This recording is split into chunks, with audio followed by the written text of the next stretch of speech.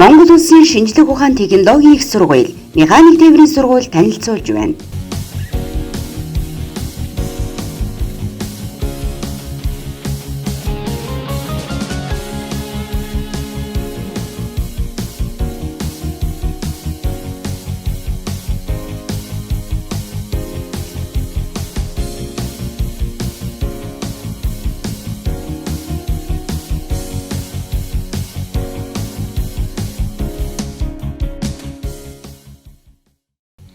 Сайн байна уу? Намайг Хүрлбаатарын Сод Эрдэнэ гэдэг. Би шүтээсийн механик инженерийн сургуулийн дотоод шатлалтад хөдөлгүүрийн мэргэжлэр 2012 онд төгсөж байсан. Уг мэргэжлэрээ 2015 онд магистрийн зэрэг хамгаалсан байгаа. Би одоо Герман Америкийн хөрөнгө оруулалттай MSM компани индустриал засварын төлөвлөлтийн инженерээр ажилладаг бөгөөд сонгосон мэргэжил маань одоо хийж байгаа ажилтай маань шууд холбоотой өргөн цар хүрээтэй хэрэглэгддэг.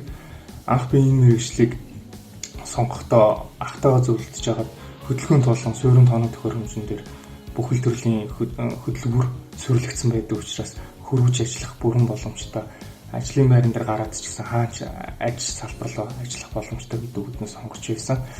Мөн инженерийн чиглэлээр та сурч суур боловсрлоо тавьж чадвал ажлын байран дээр болон амьдрал дээр ч гэсэн ямагт хэрэг болох бөгөөд сэтгэн бодох чадвар болон юм айлч талаас нь хараад хэлбэр ойлгоход инженерийн суурьтай хүмүүс нь эдийн засаг хууль нийгмийн ухааны чиглэлээр давхар мэргэжилт нэмж сурахад илүү хурдан сурч чаддаг гэсэн тоо статистик байдаг.